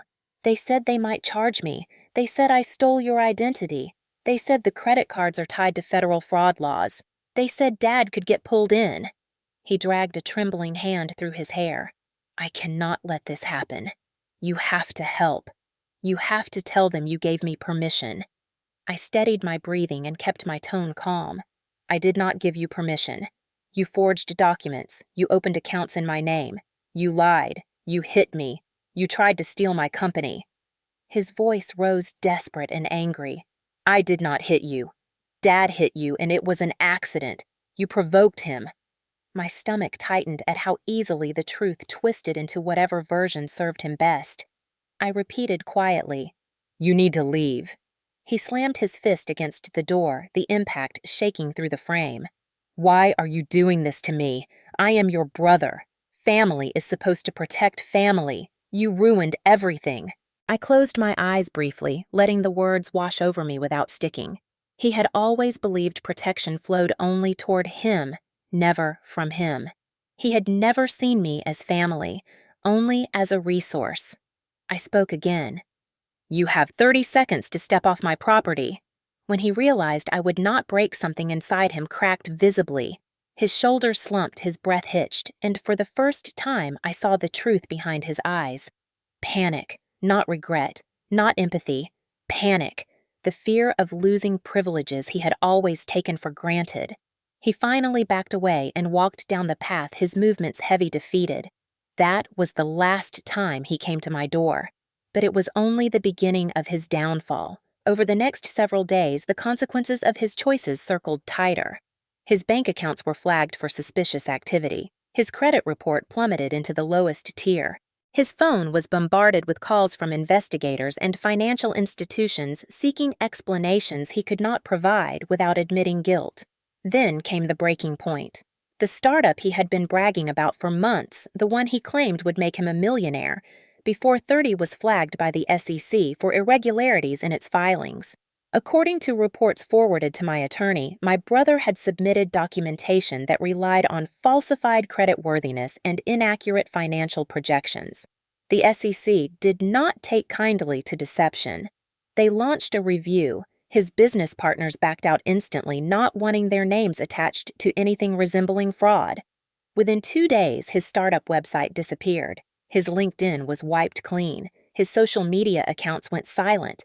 The Golden Boy brand he had curated for years evaporated almost overnight. But the worst consequences were personal. Word spread quickly among his friends. People he used to brag to now avoided him. He tried reaching out to them, begging for help, insisting he was being framed. They distanced themselves with polite excuses. Nobody wanted to attach themselves to a man under investigation. Even the best man for the wedding blocked him. According to my aunt, my brother retreated to his childhood bedroom, shutting the door for hours at a time. My parents brought him meals like he was a child sick with a fever, instead of a grown man caught in a net of his own making. My mother cried non-stop. My father paced the house like a wounded animal, snapping at anyone who tried to speak. One night, my aunt overheard my father yelling at him. "Why did you use her social security number? Why did you get us involved in this?" Her voice cracked as she repeated the story to me. Your brother screamed back that it was your fault for having the credit, your fault for being successful, your fault for not helping him more. I felt a coldness settle into my chest. It was astonishing, though not surprising, that even in crisis he found a way to blame me. That was the Golden Boy way. Never accountable, never responsible, always the victim of the very people he exploited. The emotional collapse followed soon after. My aunt called late one evening to say he had locked himself in the bathroom, sobbing loudly, begging my parents not to let him go to jail. My father shouted at him to be a man. My mother begged him to calm down. The chaos in that house had reached a fever pitch. But not once did any of them ask how I was doing. Not once did they acknowledge the pain, fear, or betrayal they caused. The Golden Boy had become the tragic hero of their story, and their only concern was saving him from consequences he created. And then, something my attorney predicted finally happened. A formal notice was issued. My brother was officially under investigation for multiple counts of identity theft and financial fraud. The document arrived in their mailbox with my name listed clearly under the victim designation. My aunt said my mother screamed when she saw it. My father sat in silence for almost 15 minutes. My brother threw a lamp at the wall. The Golden Boy image was dead, not because of anything I did, but because the truth had finally caught up to him. In the end, his failure was not just legal or financial. It was moral, ethical, human. He had spent his entire life believing he was owed everything and responsible for nothing. When reality arrived, it crushed him. And for the first time in my life, I realized something with perfect clarity. I was never the broken one. I was the survivor. He was the fragile one all along. My father's unraveling did not happen in one explosive moment the way my brother's did. It was slower, quieter, almost methodical, like watching a building that had been cracked for years finally start to tilt under its own weight. It began with silence, the kind that settles over someone who has spent his entire life believing he was the pillar of the family, only to discover the foundation beneath him was rotted. My aunt called me early one morning, her voice low. "Your father is not himself. He has barely spoken since the notice came in the mail. He is walking around the house like a ghost. Your mother is terrified." I did not respond immediately. I stood by my kitchen sink, staring out the window at the gentle rise of sunlight over the neighborhood. For so long, I had wished he would feel even a fraction of the pain he had caused me. But hearing that he was finally cracking did not bring me joy. It brought a strange, heavy clarity. Actions have consequences, for everyone, including fathers who think their authority shields them from accountability. Later that day, my attorney forwarded an email. The formal identity theft investigation had expanded, and now investigators were requesting financial cooperation from my parents. Several accounts tied to the forged documents had to be reviewed. My father, who prided himself on keeping every part of his image spotless, was now part of an inquiry he never imagined he would be connected to, and that was only the beginning.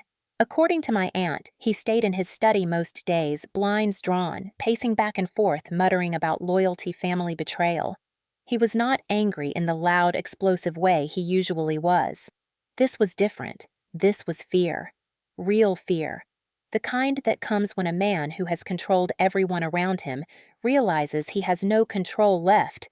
One evening, he tried to regain it. He showed up at my house. No knock, no warning. I was in the living room when I heard heavy footsteps approach my porch. I checked the peephole. He was standing there, his shirt wrinkled, his expression caught between desperation and rage. For a split second, I saw the father I grew up with, the man whose approval I chased, the man whose disappointment haunted my childhood. Then I saw the truth. He was not here to apologize. He was here to take back control. I opened the door only as wide as the chain would allow. He started speaking immediately. "You need to fix this." His voice was strained, shaking at the edges. "They said they want interviews. They said this could go on our record. They said we could lose everything." I kept my voice calm and steady. "That is not my responsibility." He slammed his hand against the doorframe. "It is your responsibility because you created this mess. You humiliated this family. You destroyed your brother's future. You let outsiders into our private matters." I tightened my grip on the door. "You forged my signature. You used my identity. You watched your son steal from me. You hit me, and you expected me to stay quiet." He froze for half a second at the mention of the slap, but then his expression hardened. "You provoked me. You always provoke me, and you owe this family your loyalty." I reached into the drawer beside the door and pulled out a folder my attorney had prepared in anticipation of this moment. A restraining order request, cease and desist confirmation, and a letter outlining potential criminal charges tied to his involvement. I slid it through the gap. He stared at the papers, face draining of color. "What is this?" My voice did not waver. "This is protection. Legal protection. From now on, you do not come to my home. You do not contact me. You do not approach me in public. You do not attempt to pressure me. You do not speak to me without legal counsel." His breath stuttered. "You are doing this to your own father." I met his stare through the small opening in the door. "No, you did this to yourself." He tried to hold the paper steady, but his hands shook. For a long moment, he did not speak. Then he did something I had never seen in my entire life. He stepped back. Not out of respect, but because his knees seemed to weaken. His shoulders slumped. The control he had always worn like armor finally cracked. He whispered, barely audible, "You are turning your back on us." I kept my tone level. "I am closing a door you forced open with violence and lies, and I am protecting the only life I have ever built for myself." He stared at me, eyes hollow, breathing uneven, as if seeing me for the first time. Not the daughter he believed he owned, but a woman he no longer had power over. After several silent seconds, he turned and walked down the porch steps, moving slowly, like the weight of everything he had built was crushing him. He did not look back. That night my aunt called again. "He came home trembling," she whispered. "He is not yelling anymore. He is just quiet, like he aged 20 years in an hour." I sat on my couch, listening to her voice, feeling the strangeness of it settle inside me. My father, the man who used anger as a weapon, had cracked under the pressure of truth. It did not feel triumphant. It felt necessary. Sometimes the people who break you must break themselves before anything can change. And as I rested my head against the back of the couch, a simple realization settled into me like a final piece of a long, painful puzzle. His breakdown was not my burden. Not anymore. In the weeks that followed my father's breakdown, my life and theirs began moving in two completely opposite directions, like two trains on diverging tracks that could no longer see each other through the distance forming between them.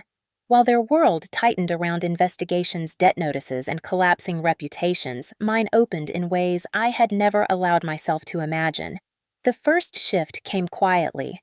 I signed a new contract with a distribution client I had been courting for months. They had been hesitant before, unsure whether my company could handle the expanded workload. But now, with my focus sharper than ever, and my systems finally optimized the way I had always envisioned, they signed without negotiation. The deal alone raised my valuation by nearly 25%. 2 weeks later, another opportunity landed unexpectedly on my desk. A tech firm needed nationwide logistics for a rapid rollout of new equipment. My company had the infrastructure, the reliability, and the reviews to make it possible.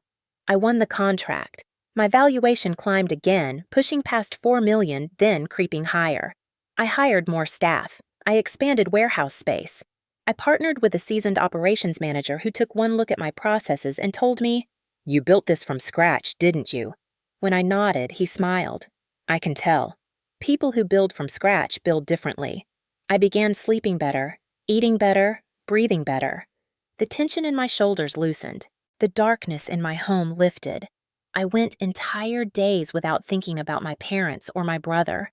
My company grew in ways that felt organic and earned, like a garden that finally received light after years of shadow. Meanwhile, the news about my family grew darker.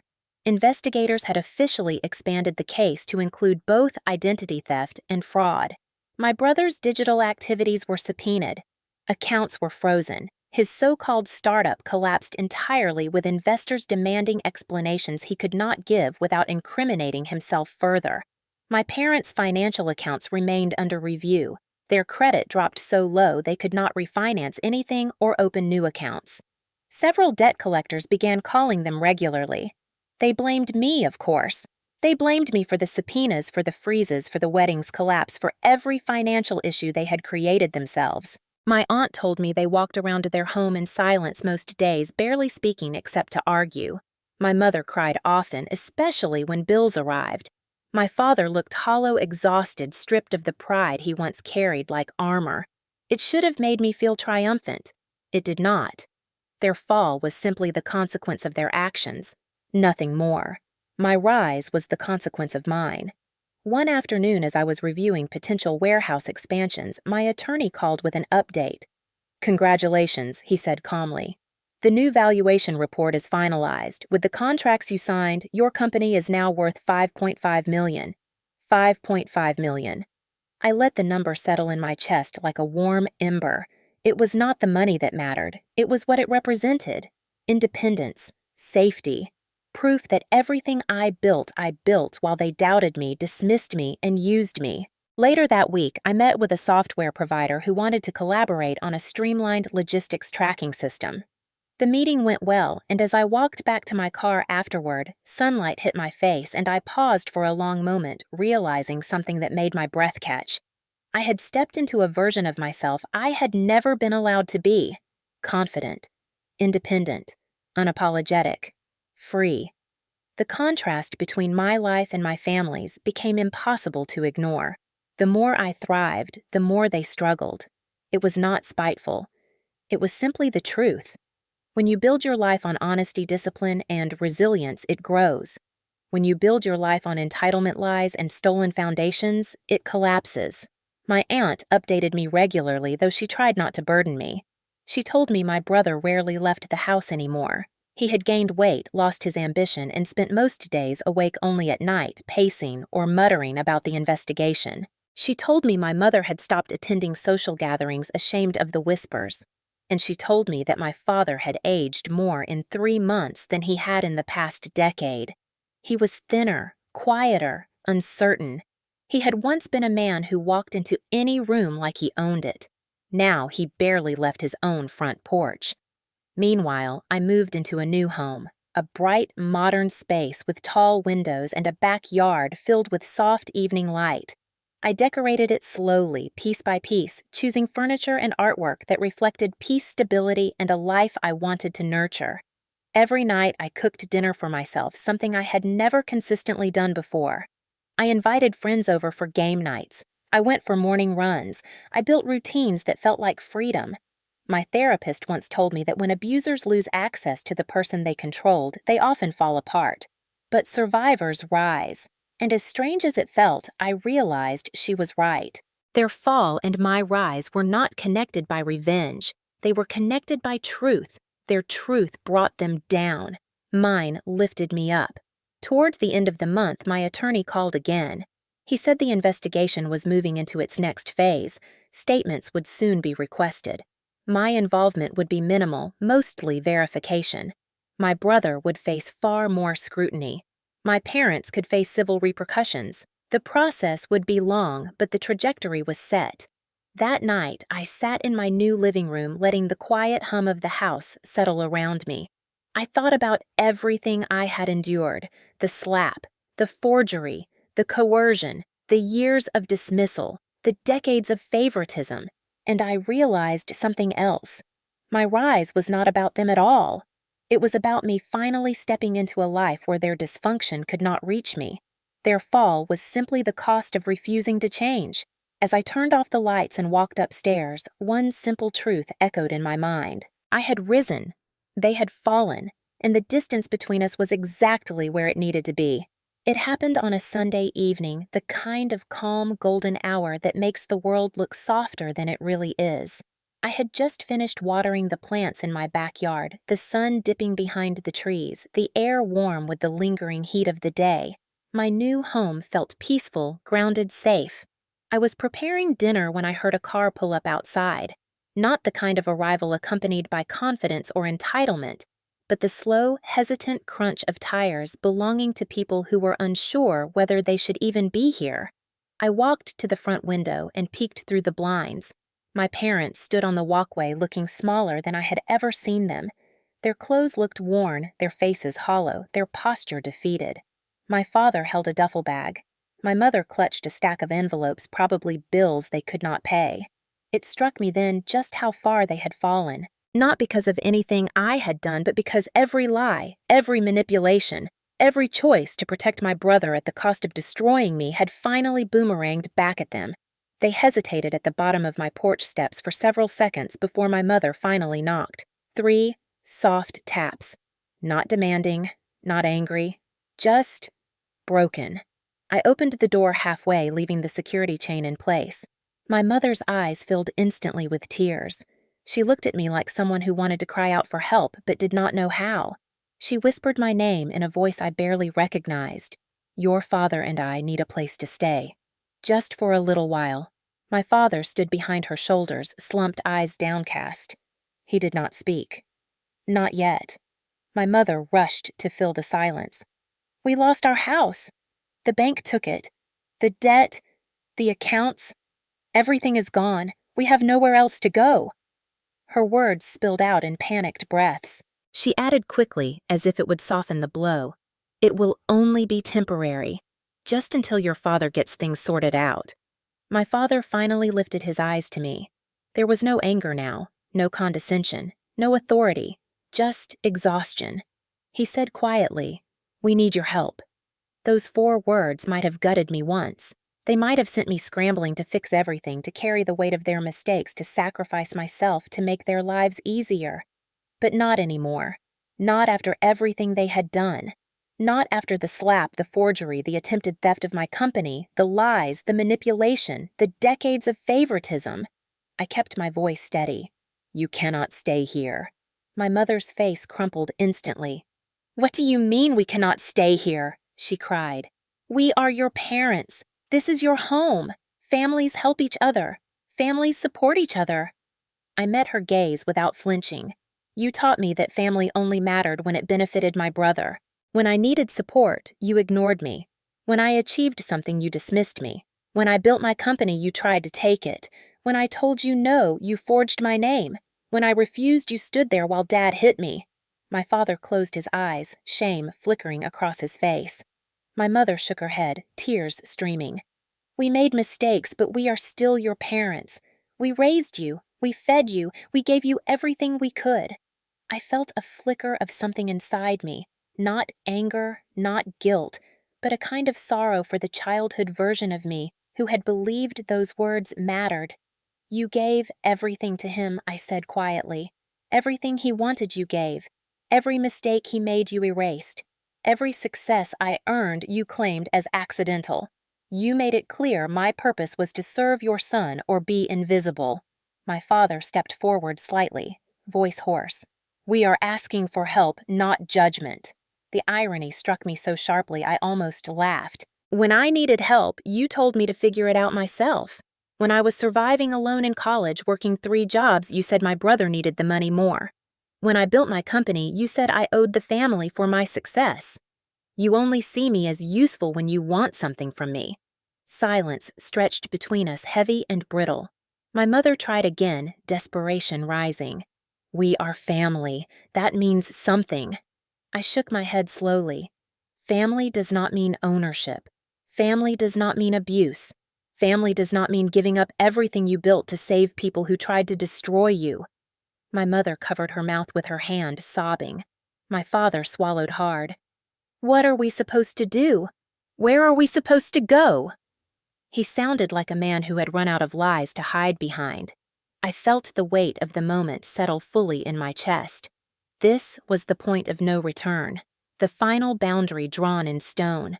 I opened the door a little wider, not to let them in, but to make my next words clear. I said softly, "You made your choices. Now, you live with them."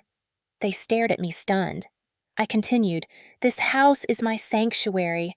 I built my life without you, and I will not let the people who hurt me walk into my peace now that their world has fallen apart." My father's shoulders sagged. My mother's sobs grew louder. I took one step back, letting the cool evening air fill the doorway between us. I ended it with the same calm, quiet strength I had carried through every twist of this nightmare. I built my life alone. You destroyed yours together. I closed the door slowly, deliberately, feeling the final thread snap clean. On the other side, I heard my mother cry out softly and my father mutter something too faint to make out. Then footsteps, retreating, breaking, leaving. I stood in my silent foyer for a long moment, my hand still resting on the door, breathing in the peace I had waited my entire life to earn. The final door had closed, and it closed exactly as it needed to. In the quiet days that followed, my home felt like a sanctuary carved out of years of chaos, a place where for the first time in my life I could hear myself think without someone else's demands crashing into my thoughts. I woke up slowly in the mornings, not jolted by old anxieties, but eased into each day with soft light coming through my windows. I made breakfast without rushing. I went on walks without checking my phone every few minutes. I worked because I wanted to, not because I was trying to outrun the judgments of a family who never saw me for who I was. The peace was almost startling. For so long I had measured my worth against their voices, their expectations, their dismissals. It took almost losing everything to finally understand that none of those voices ever deserved to shape my life in the first place. Some people believe that family is unconditional, that blood ties never break, that loyalty means sacrifice without limits. But the truth is more complicated. Family can be the deepest source of love, but it can also be the first place a person learns how to doubt themselves, how to shrink, how to forget their own worth. And sometimes the bravest thing a person can do is step back and draw a line that should have been there all along. I thought a lot about that line in the days after I closed my door on my parents. I wondered why it took me so long to find it, why I had carried so much blame for their choices, why I had allowed their needs to eclipse my own for decades.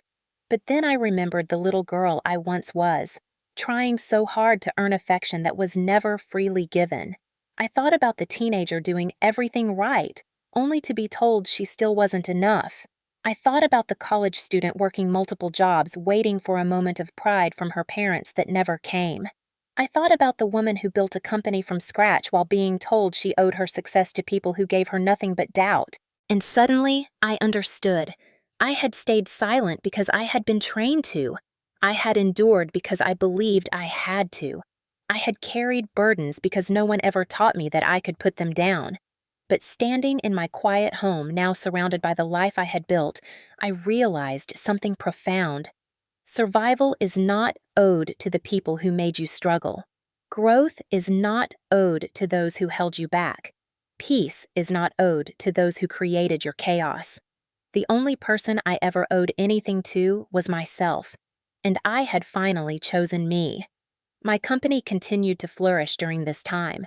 I hired more staff, expanded my operations, and built a leadership team I trusted. I found joy in mentoring young women entering the logistics field, many of whom had grown up doubting themselves the same way I once had. I watched them sit straighter, speak steadier, grow bolder, and in helping them find their voices, I strengthened my own. I also made space for relationships that were healthy and mutual. Friends came over for dinner. Colleagues invited me to events I used to decline out of exhaustion. I even began dating again slowly, cautiously, with the understanding that loyalty is something earned, not assigned. As for my parents and brother, they remained where they had chosen to be outside the life they tried so hard to take from me. Their legal battles continued, their finances remained unstable, and their reputations never fully recovered. I did not follow every detail. I did not need to. Their story had diverged from mine, and for the first time, I felt no obligation to carry any part of it. One night, as I sat on my back porch under a warm sky, I thought about the moment everything changed. The slap, the forged document, the demand for 10% of my company. And I realized something I wish I had known years ago. Sometimes life delivers a breaking point not to shatter you, but to free you. And that freedom comes with a lesson that becomes brighter with every peaceful day that follows. Boundaries are not walls, they are doors. Doors you close when someone refuses to treat you with respect. Doors you open only when people show they have earned their way back in. Doors that protect the life you worked so hard to build.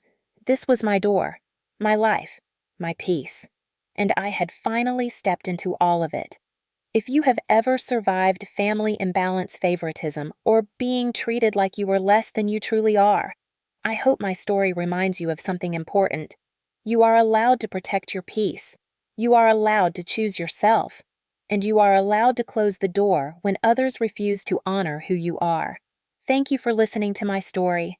If you want more real justice stories, stories about resilience, truth, and finding strength after years of being underestimated, make sure to subscribe. Your support helps us bring more voices like mine into the world. And wherever you are, I hope you choose the peace you deserve.